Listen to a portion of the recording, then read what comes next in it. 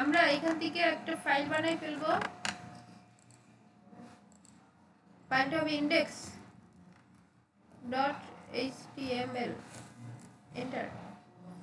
Exclamatory বা doc টাইপের যে ডিফল্ট ফরম্যাটটা এন্টার দিয়ে নিয়ে আসি। এবার আজকে আমরা একটু ফ্লেক্স বক্স নিয়ে আইডিয়া নিব। FLEX flex box, HTML flex box বা ফ্লেক্স বক্স। এই ফ্লেক্স বক্স হচ্ছে আমাদের রেসপন্সিভে সবচেয়ে বেশি হেল্প করবে। খুব আপডেটেড একটা টপিক। আগে মার্জিন প্যাডিং দিয়ে মানুষ সব ঠিকঠাক করতো, আর দেন পরে ফ্লেক্স বক্সের আবির্ভাব হলো। এখন এটার জন্য আমাদের কিছু ডিপ টিপ নিতে হবে। ডট দিয়ে প্যারেন্ট, দেখুন আমরা ডিপ নেওয়ার অনেক সিস্টেম আছে। ক্লাস নিতে চাই, ঠিক আছে, প্যারেন্ট ক্লাস, সাইলেন্ট, ডট দিয়ে প্যারেন্ট, প্যারেন্ট, এন্টার। এন্টার দিলে কি হয় দেখুন, ডিপ ক্লাস হচ্ছে আমাদের প্যারেন্ট। খেয়াল করছেন? আমি আবার দেখাচ্ছি এটা কেটে। ক্লাসের আগে কি ডট দিতাম না আমরা? তো same parent, PARENT, parent. Just এইটুকু। এরপরে আমরা ডট দিয়ে নিব চাইল্ড, CHILD, চাইল্ড,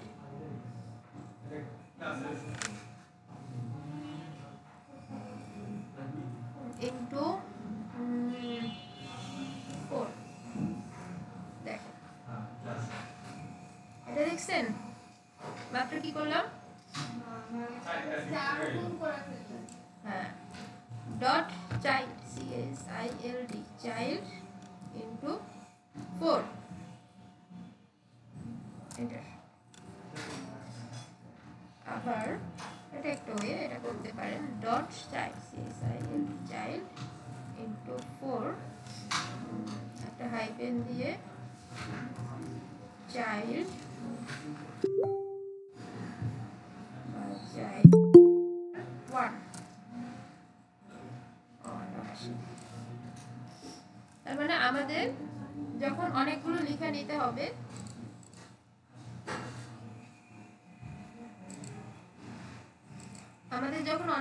ডিপ নিতে হবে, তখন আমরা এই ফরম্যাট ওইটা নিতে পারবো। Control S. এবার আমরা চাই ওই যে অ্যানাদার ফোল্ডার, যেটা CSS, আমরা এখান থেকে একটা নিউ ফাইল করতে পারি। এখানে দিই স্টাইল, style.css, আর একটা ফাইলে চলে আসলাম। এবার আমরা কি করব, এটাকে লিংক আপ করতে পারি। এখান থেকে লিংক স্প্রেডশিট style.css।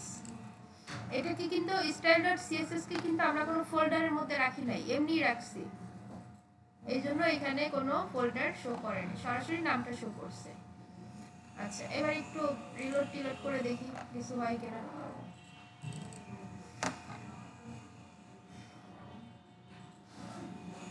আমাদের কিছু একটা আসছে।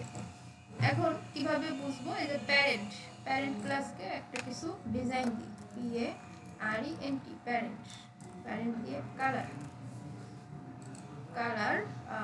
প্যারেন্টের ব্যাকগ্রাউন্ড কালার দিই,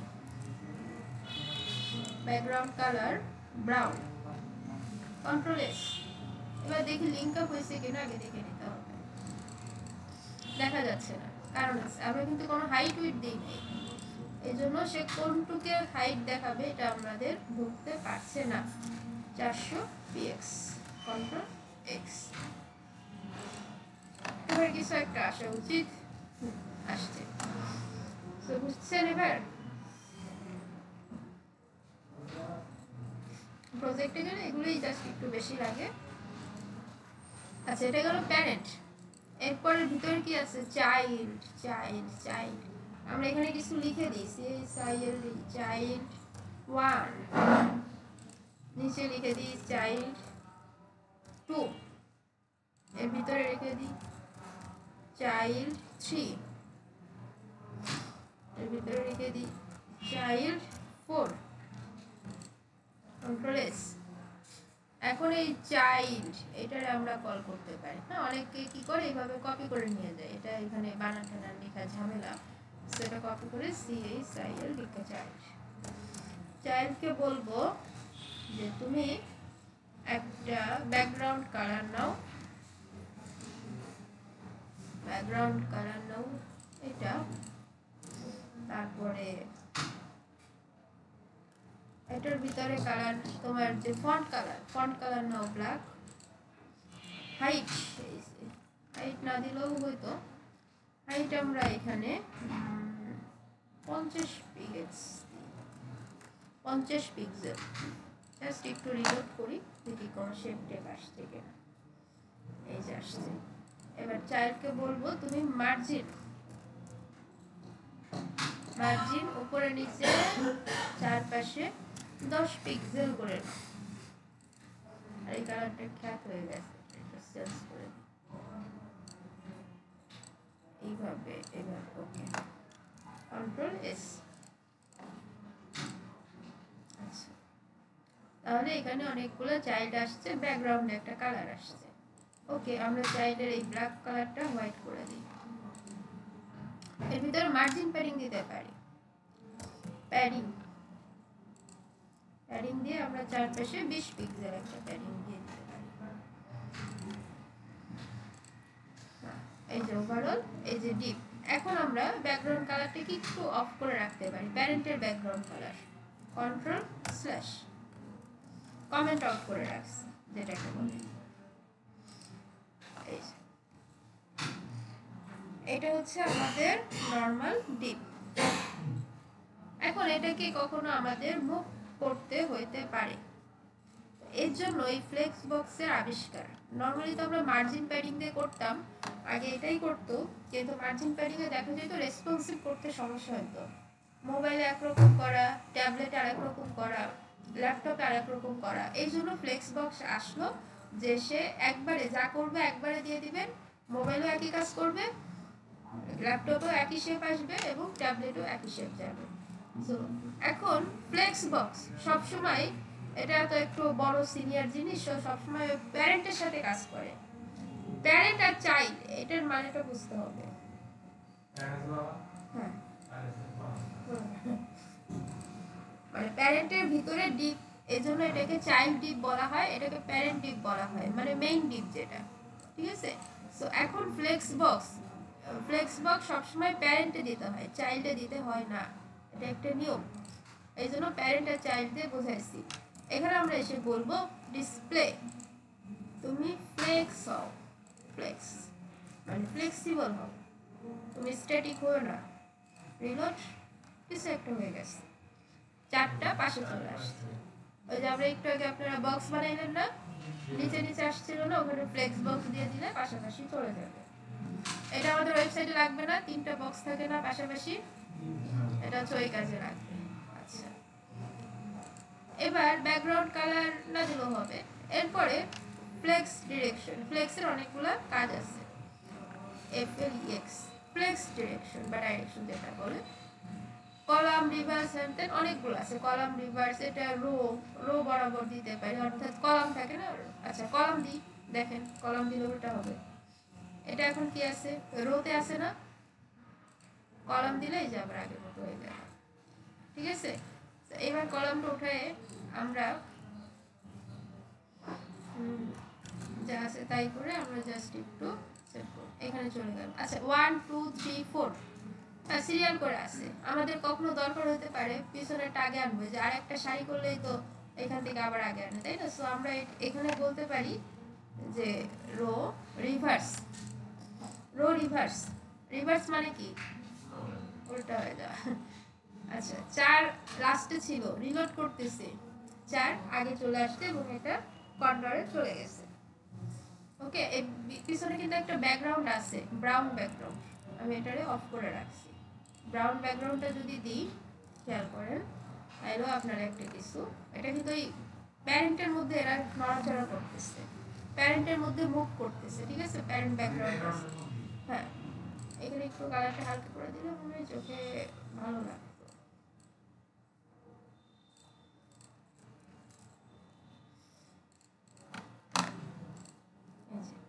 প্যারেন্টের মধ্যে। আচ্ছা, তো ফ্লেক্স ডিরেকশন আরও আছে। দেন আমরা যদি কখনো কিছু ভুলে যাই, আমাদের 2 3 আছে FLEX, বাট এইখানেও লিখলে আমাদের ফ্লেক্স ওয়ার্প একটা আছে, ফ্লেক্স ওয়ার্প, ওয়ার্প রিভার্স। তো ওয়ার্পটা অনেক সময় বেশি কাজে লাগে, ফ্লেক্স ওয়ার্প, অর্থাৎ ফ্লেক্স দিয়ে আমরা ওই মার্জিন প্যাডিং ছাড়া এগুলাকে মুভ করাতে পারি।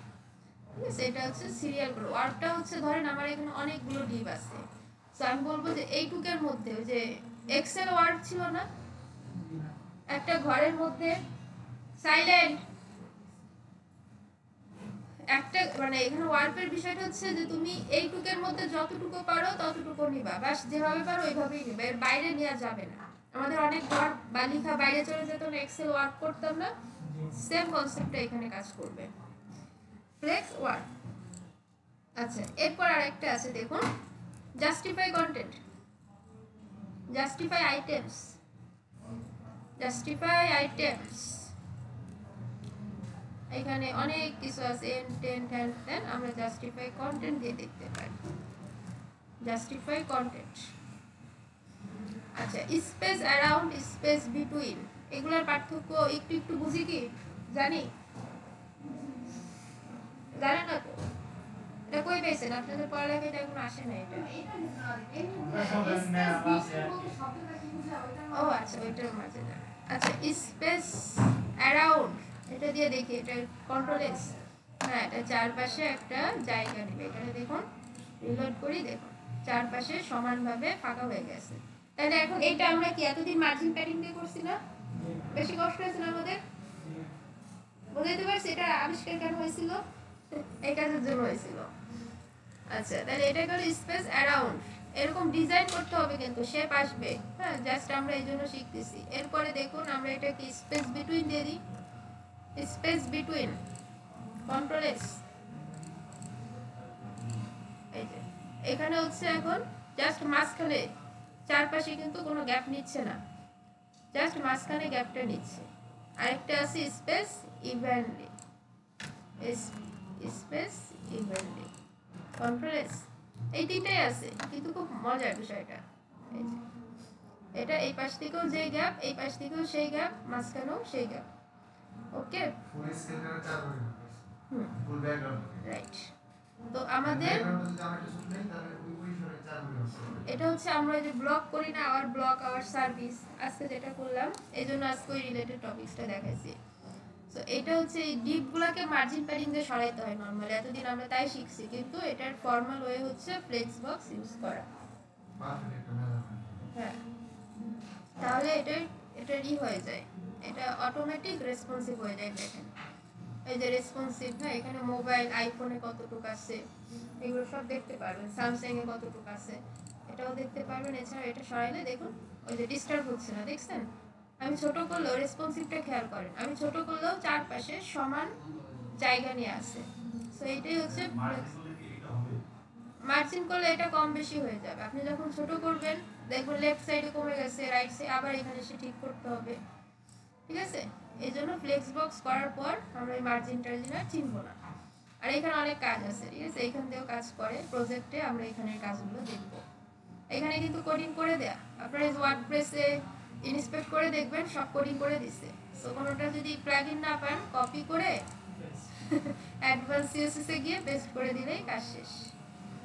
আচ্ছা, এখানে আমরা যা যা ডিজাইন করছি না ভিএস কোডে, খেয়াল করেন এই যে জাস্টিফাই যা যা করছি সব এখানে আছে। এই যে জাস্টিফাই কন্টেন্ট, স্পেস ইভেন্টলি, আমরা এখানে এসে চেক করে দেখতে পারি যে আমার কোনটা দিলে ভালো লাগবে। এখানে যদি বিটুইন দিই, এই যে দেখুন এখানেও আসি স্পেস বিটুইন, তাহলে এখানে চেঞ্জ হচ্ছে, ঠিক আছে? কিন্তু এটা কোনো সেভ হবে না, আপনি এখান থেকে দেখলেন, ডিজাইন করলেন, তারপরে আপনার এটা কপি করে আপনার ভিএস কোডে গিয়ে বসাতে হবে। হ্যাঁ হ্যাঁ, এখান থেকে ভিএস কোডে গিয়ে বসাই সেভ করলে তাহলে কপি হবে। আবার এখন দেখেন আমি স্পেস বিটুইন দিয়ে আমি যদি এটা কেটে দিই, ও কিন্তু ইভেনলি পেয়ে যাবে, কারণ হচ্ছে আমার এখানে ইভেনলি সেট করা। ওকে, এইটাই মেইন হবে, বাট ওইটা থেকেও ডিজাইন করা যায়। তাহলে ফ্লেক্স বক্সের কাজটা আমরা জানলাম। সো এরকম করে মেইন এগুলাই লাগে বেশি, জাস্টিফাই কন্টেন্ট, ফ্লেক্স বক্স। আরেকটা আছে গ্যাপ, এটা ছাড়াও এটারে যদি আমরা কমেন্ট আউট করে দিই, আচ্ছা কমেন্ট আউট করে দিলে কন্ট্রোল এস, এখানে দেখুন আমি যদি এখন একটু রিলোড করে একটু পেজটা দেখি, এরকম একটা গ্যাপ ট্যাগ নাই। সো আমি এখানে একটা গ্যাপ ট্যাগ আছে, gap gap row gap, line gap ইত্যাদি ইত্যাদি। সো গ্যাপ দিলে এখান থেকে 30 পিক্সেল, মানে চারপাশে তুমি 30 পিক্সেল নিয়ে যাও। এই যে দেখুন ও সরে গেছে। তো এটা অনেক সময় প্রয়োজন হয়, ঠিক আছে, গ্যাপ। তো এরকম ছোট ছোট জিনিস মেইনলি একটা প্রজেক্টে বা একটা স্ট্যান্ডার্ড প্রজেক্ট না, আপনাদের যথেষ্ট একটা স্ট্যান্ডার্ড ফরম্যাটে আনা হয়েছে। HTML CSS এ যা ছিল খুঁটিনাটি বিষয় প্রজেক্ট সহ আমরা সেগুলো শিখে গেছি, যাতে প্রজেক্টে গিয়ে আমাদের আর কষ্ট নয়। আমরা একটা ফর্ম বানাইছি, একটা টেবিল বানিয়েছি, তাই না? সো এগুলো কিন্তু প্রেজেন্ট করার মতো স্কিল। আপনারা অনেকে যে ফ্রিল্যান্সিং স্কিলটাকে প্রেজেন্ট করে না, সে হাইড করে রাখে সে ফ্রিল্যান্সার, কিন্তু এই স্কিলগুলো কিন্তু প্রেজেন্ট করার মতো। যে আমরা বুঝি যে আপনি কোন বিষয়ে ফ্রিল্যান্সিং করেন, সে যখন রিপ্লাই করে যে আমি এই বিষয়ে করি, ওইটাতে আমরা তার দৌরাত্ম বুঝি, ঠিক আছে? এটা অনেক বিষয় আছে। সো এরকম গভীর স্কিলগুলো নিতে হবে, আর এগুলো শেখার জিনিস, এগুলো প্রেজেন্ট করার মতো একটা জিনিস। আপনি একটা ওয়েবসাইট ডিজাইন করেন, একটা জেনারেল পারসনকে বলেন দেখেন হাইপটা কি ওঠে, আর আপনি ডিজিটাল আচ্ছা কন্টেন্ট ক্রিয়েটর করেন, ওই যে টিকটক বানান, রিলস বানান, ডিজিটাল মার্কেটিং এর দাম কম আসলে। আচ্ছা কোনো কোশ্চেন আছে এই পর্যন্ত? আচ্ছা আর হচ্ছে ট্রিক্স হচ্ছে আপনাদের উই3 স্কুলটা ফলো করতে হবে। W3 উই3 না W3।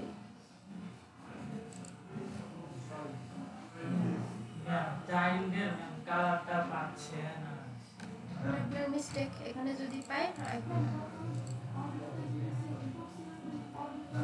বাংলাদেশে যখন আমরা ক্লায়েন্টের কাজ করব তখন আসলে ইনডেক্সে আমরা ডিজাইনটা বানাবো, কিন্তু ডিজাইন স্টাইল এখানে করব। প্রজেক্ট দেখাই দিব, ক্লায়েন্টের কাছে প্রজেক্ট দেখাই দিলে ক্লায়েন্ট নিয়ে যাবে।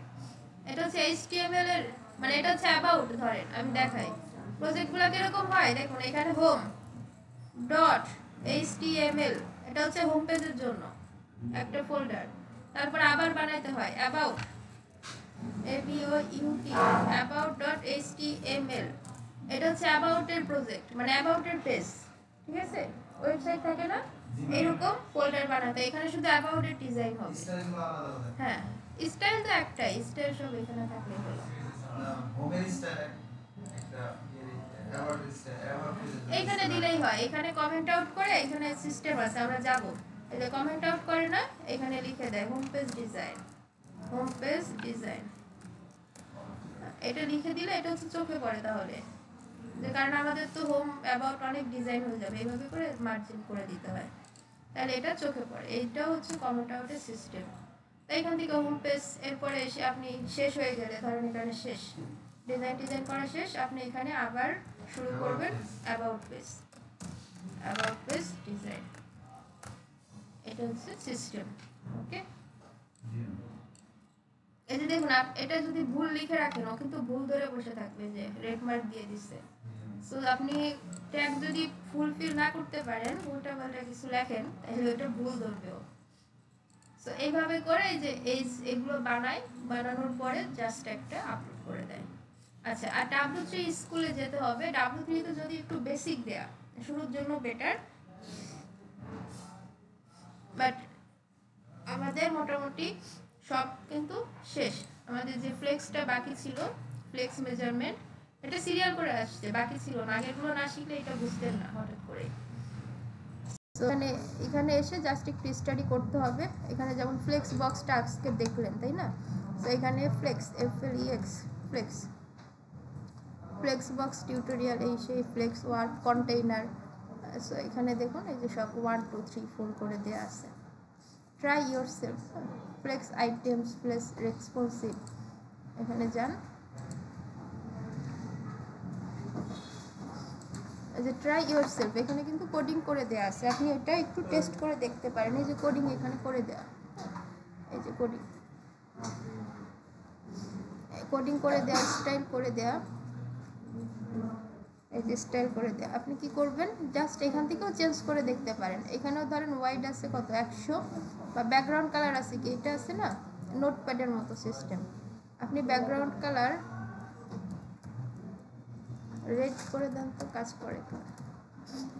সো এইখান থেকে চেঞ্জ করে দেখতে পারেন, এটা নাজমুল। এটা কই থেকে আসতেছে বলেন তো? ফ্লেক্স কন্টেইনার ম্যাম স্টাইল হ্যাঁ, গুগল আসছে কি গুগল আসছে। সো এইখান থেকে কোডগুলো আছে, প্রশ্নবোধক চিহ্ন আমরা হাতটা ডিজাইন করব এগুলা কপি করে আপনি দেখেন আপনার HTML VS কোডে নিয়ে যেতে পারেন। এখান থেকে কপি করে আপনি যদি VS কোডে নিয়ে পেস্ট করেন এভাবেও কাজ করা যায়। ঠিক আছে, আপনি জাস্ট একটু দেখলেন, তাহলে একটা অর্থাৎ আপনার কোডগুলো চেক করে করে দেখবেন যে কোনটা কি কাজ কিভাবে কাজ করতেছে। রিলোড করে এখানে ডিজাইনটা আপডেট দিয়ে দিবেন। এই যে দেখুন ফ্লেক্স বক্স 1 2 3 করে দেন আপনি এখন চেঞ্জ টেন্স যা খুশি করতে পারেন। ওকে, এইভাবেও তো একটা ওয়েবসাইট বানায় ফেলা যায় না? এখানে কিন্তু ন্যাপ বার মেনু বার সব ডিজাইন করে দেয়া, সব আপনার যা চাবে। হ্যাঁ, এখানে যে আরো ডিজাইন আছে, তারপরে এফএকিউ, এই যে এগুলো দেখুন, এগুলো একটু ডিজাইন করে করে দেয়া, সব কিছু আপনি অর্থাৎ আগে পারতে হবে, তারপরে কপি পেস্ট। চুরিবিদ্যাও শিখতে হয়, এটা আমি সবসময় বলি, না হলে পারবেন না। আচ্ছা, বোট ক্যাম্প, বুটস্ট্র্যাপ, টুইল্যান্ড, আমরা একটা প্রজেক্ট বানিয়ে চলে যাব।